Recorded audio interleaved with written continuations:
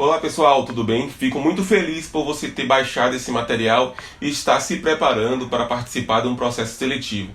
Nós decidimos pegar as perguntas e disponibilizar para vocês e colocar a resposta em vídeo, porque tem pessoas que preferem escrever, que estudam melhor assistindo um vídeo, então você mesmo monta a sua resposta. Nós daremos a resposta e você montará da melhor forma possível. Então vamos lá.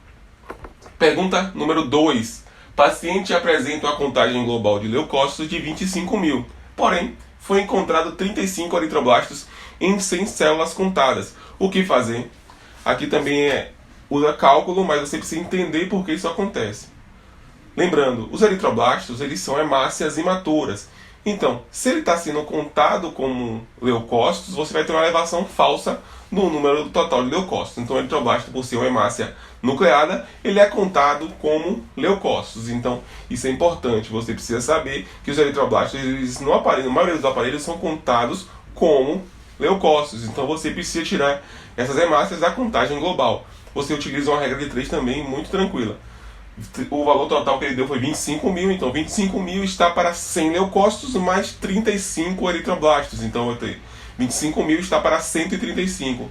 X, que é o valor que você quer saber embaixo do 25, e em 100. Então você vai pegar 25, multiplicar por 100 e dividir por 135.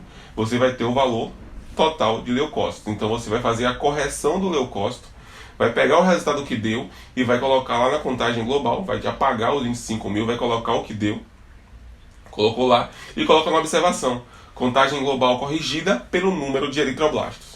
Terceira questão, classifique a anemia. Então ele está pedindo para classificar pelo seu tamanho e sua cor. Ele te deu uma hemoglobina de 9 e te deu um VCM/HCM de 75 e 24. Então você tem um paciente com microcitose e hipocromia. A resposta é simples.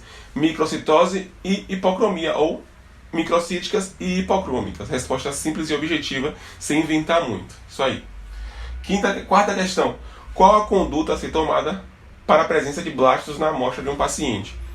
Isso aqui precisa ficar claro. A presença de blastos indica um resultado crítico. Então, se eu tenho um resultado crítico, eu preciso notificar com urgência. Então, você vai pegar e vai ligar para o médico do paciente e vai dizer a ele: olha, o paciente está com a presença de blastos na amostra.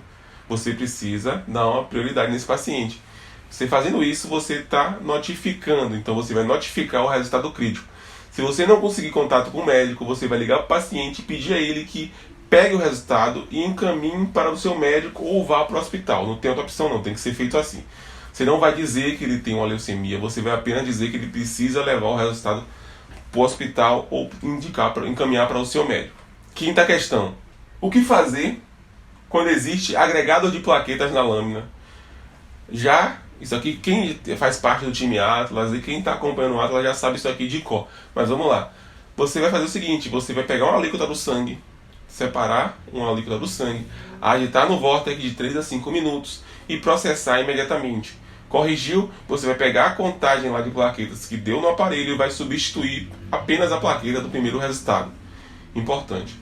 Se não corrigiu, você vai pedir uma nova coleta em citrato e vai processar e vai normalmente corrigir, porque alguns pacientes desenvolvem anticorpos anti-EDTA. E quando a amostra entra em contato com o EDTA, elas acabam agregando as plaquetas. Lembrando que tem que multiplicar o valor do citrato por 1,1, que é o fator de diluição do anticoagulante. Sexta questão. O que leva à anemia em pacientes com problemas renais? Aqui também é tranquilo. O paciente, quando ele tem um problema renal, ele tem a diminuição na produção de um hormônio, que se chama eritropoetina. Esse hormônio tem como função estimular a medula óssea a produzir mais hemácias. Então, se você tem um problema renal, você provavelmente vai ter uma diminuição na produção de eritropoetina e, consequentemente, uma diminuição de estímulo à produção de hemácias. Por isso, você cursa com uma anemia. Sétima questão. O que leva à plaquetopenia em pacientes hepatopatas? Da mesma forma que os rins, o fígado ele tem função de produzir um hormônio que se chama trombopoetina. Esse hormônio estimula a medula óssea a produzir mais plaquetas, isso de forma bem básica. Então você vai responder assim: o fígado produz um hormônio que se chama trombopoetina, que estimula a medula óssea a produzir mais plaquetas. Se ele tiver com um problema no fígado, provavelmente ele terá uma diminuição na produção desse hormônio e, consequentemente, diminuição no estímulo da produção de plaquetas. Pronto, resposta perfeita. Oitava questão. Qual a anemia mais prevalente? Então ele deu essa introdução, qual a anemia mais prevalente, e colocou a seguinte informação: microcitose e hipocromia. Você vai responder anemia ferropriva, é a mais prevalente. Tranquilo. Então ele perguntou a mais prevalente, você vai responder anemia ferropriva, que é a que mais cursa com microcitose e hipocromia. Macrocitose. A macrocitose é a mais comum de a gente encontrar, é quando a gente pensa imediatamente, é a anemia megaloblástica. Então você também já tem a resposta aí objetiva, anemia megaloblástica. E normocitose e normocromia é anemia por doenças crônicas ou anemia hemolítica. Então você pode colocar uma das duas que também está tranquilo. Nona questão. Explique o desvio à esquerda. O que é desvio à esquerda? Nada mais é do que a presença de células imaturas da linhagem granulocítica na circulação. Simples, é isso aí. É a presença de células imaturas da linhagem granulocítica na circulação. Você pode completar. Esse desvio à esquerda pode ser escalonado ou não escalonado. Escalonado quando ele mantém a ordem hierárquica de maturação, tanto com a presença quanto de forma numérica. Um exemplo, ele tem bastão, tem meta e tem mielo. Ele vai ter mais bastão do que meta e do que mielo.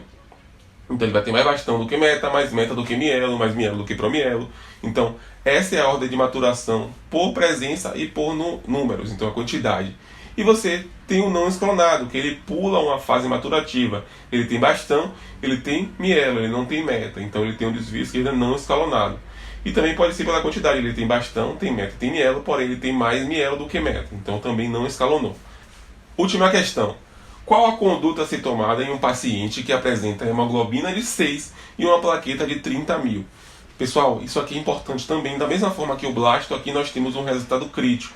E esse resultado crítico precisa ser notificado da mesma forma. Vai ligar para o médico, informar que você tem um resultado crítico e vai ligar para o paciente, caso não consiga falar com o médico, para ele ir para o hospital. Ou encaminhar o seu resultado para o laboratório. Então a conduta é essa, notificar o resultado crítico. Isso é importante. Então é isso, pessoal. Essas foram as perguntas que mais caem em processos seletivos. Nós levantamos as provas que nós já fizemos e que amigos já fizeram e juntamos aqui e colocamos para vocês. Claro que isso aqui só é a parte teórica. Se você quer trabalhar em hospital, se você quer trabalhar com hematologia, você precisa saber ler lâmina. Você precisa dominar as lâminas. Não adianta você querer trabalhar em hospital ou com hematologia sem saber ler lâmina. Então você precisa saber ler lâmina, não adianta. Se você não quiser trabalhar com hematologia ou em âmbito hospitalar liberando exame, você precisa saber ler lâmina. E aí o que acontece? A gente tem a prova teórica e tem a prova prática. A prova teórica é essa que a gente passou para vocês, muitas questões são como essas. E a prova prática eles entregam algumas lâminas. Vou dar um exemplo de alguns levantamentos que a gente fez também de provas práticas. Eu fiz uma seleção uma vez que foram 7 lâminas e uma folha para você contar e escrever ali. Então normalmente cai lâmina de leucemia mieloide aguda, lâmina de leucemia linfóide aguda, lâmina de leucemia mieloide crônica, linfóide crônica, anemia falciforme, uma lâmina com numerosos eritroblastos, então uma lâmina com desvio, com granulação tóxica, com monocitose. Então essas são as lâminas que mais caem e você precisa estar preparado. Não adianta você fazer uma boa prova teórica e chegar na hora da lâmina você não dominar, não fazer uma contagem boa, não fazer uma avaliação boa. Então, por favor, se preparem também na parte prática. Estudem e procurem sempre se capacitar cada vez mais na avaliação morfológica e na leitura de lâminas. Então é isso, espero que tenham gostado. Me dê um feedback depois. Muito obrigado e não esquece, segue o Atlas.